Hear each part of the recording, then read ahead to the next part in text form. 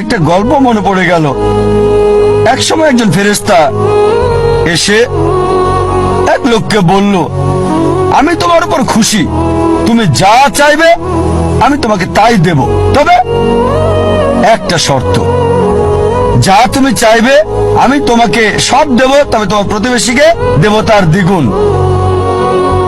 লোকটা বলল, একটা রোলেক্স ঘড়ি আমার চাই। ফেরেশতা তাকে রোলেক্স ঘড়ি দিয়ে দিল। প্রতিবেশী দুটো রোলেক্স ঘড়ি পেল। লোকটি বলল, একটা মার্সিডিজ গাড়ি আমার চাই।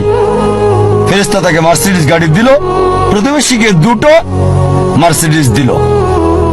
লোকটি বলল, একটা সুন্দর বড় বাংলো চাই। ফেরেশতা তাকে সুন্দর বড় বাংলো দিল। তার প্রতিবেশীকে দেওয়া হলো দুটো সুন্দর বড় বাংলো। লোকটি পরে বলল, দয়া করে আমার শেষ ইচ্ছাটা তুমি পূরণ করে দাও। কি সেটা? আমার একটা চোখ তুমি নষ্ট করে দাও, যাতে কিছু আমি চোখে না দেখতে পাই।